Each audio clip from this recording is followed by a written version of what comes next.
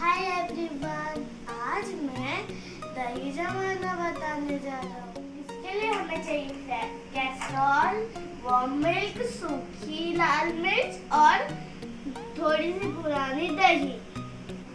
जो ये दही वैसे मार्केट में दही मिलती है वैसी वाली दही मिलेगी।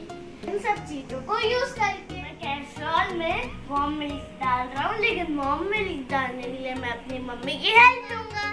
अब हम लोग इसमें थोड़ी सी दही डालेंगे।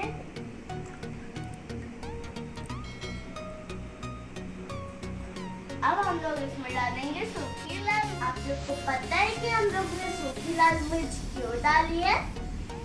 हम लोग लाल मिर्च इसलिए डाल रहे हैं क्योंकि उसके अंदर होती है लैक्टोबैसिली। लैक्टोबैसिली इसलिए है, ये हमारी दही को अच्छी तरह से जमाने में हमारी मदद करेगा।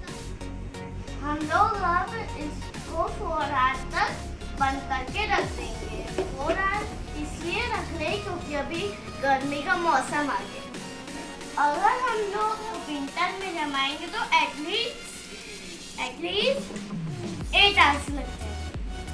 अब हम लोग कैसरॉल को ढक देंगे एक नैपकिन से।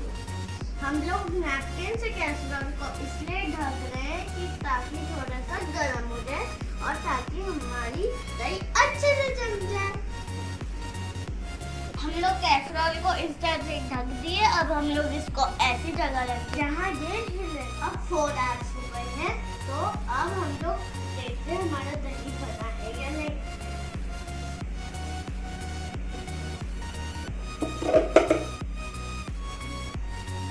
अब हमारा दही जम गया है। अब हम लोग इससे चिलीज निकालेंगे।